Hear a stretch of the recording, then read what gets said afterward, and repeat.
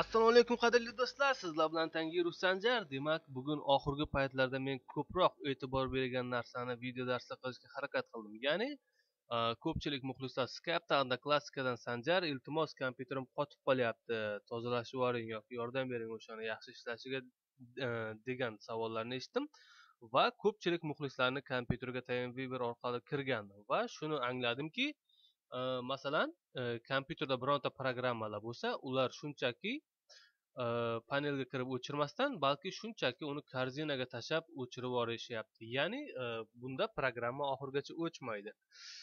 Aytib o'taylik, masalan, menga mana bu Opera programmasi umuman yoqmaydi. Ya'ni men umuman ishlatmayman bu programmani. Buni qanday o'chirishim mumkin? Albatta, siz ko'pchilik muxlislar shunchaki korзинаga olib kelib, mana shunaqa o'chdi deb, masalan, o'chirib tashladiga, o'chdi deyishi mumkin. Yo'q, aslida Opera Mini o'chgani yo'q. Opera Mini yoki shunaqa o'xshash programmalar, ya'ni katta programmalar, xoh u sizni sizga kerakli bo'lsin, xoh keraksiz bo'lsin, siz o'chirmoqchi bo'lsangiz, uni o'chirish uchun faqatgina panel управления kirib o'chirishingiz mumkin. Demak, boshladik. Panel управления kiramiz va удаление programma mana bu yerga kiramiz. Va bu yerdan bizga keraksiz bo'lgan programmalar izlaymiz. Masalan, menga Audacity umuman kerak emas. Demak, o'chirib tashlaymiz. Удалить. Mana shunaqa holda programmani oxirgi fayllargacha o'chirishingiz mumkin. Mana o'chdi. Demak, endi Opera Mini'ni ham izlab ko'ramiz. Demak, Opera Mini ham установка bo'lgan. Hozir qarab ko'ramiz. Mana Opera Mini.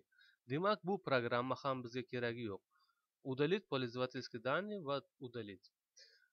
Aytib o'taman, mana Opera Mini ham o'chdi.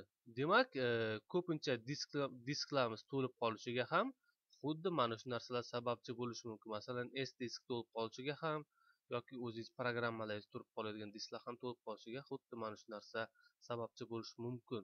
Bugun oddiygina programmada albatta biz qanaqa qilib keraksiz narsalarni o'chirib tashlashni o'rgandik. Demak, bu super kompyuterni biluvchilar uchun emas, balki endi yangigina kompyuter olgan muxlislar uchun va ko'pchilik qizlar uchun. Ko'pchilik qizlar ham bu narsani tushunmaydi va ko'pchilik muxlislarimiz uchun, bilmagan muxlislarimiz uchun.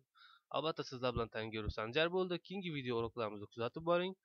Keyingi video uroklarda uchrashguncha esa xayr, sog' salomat bo'ling.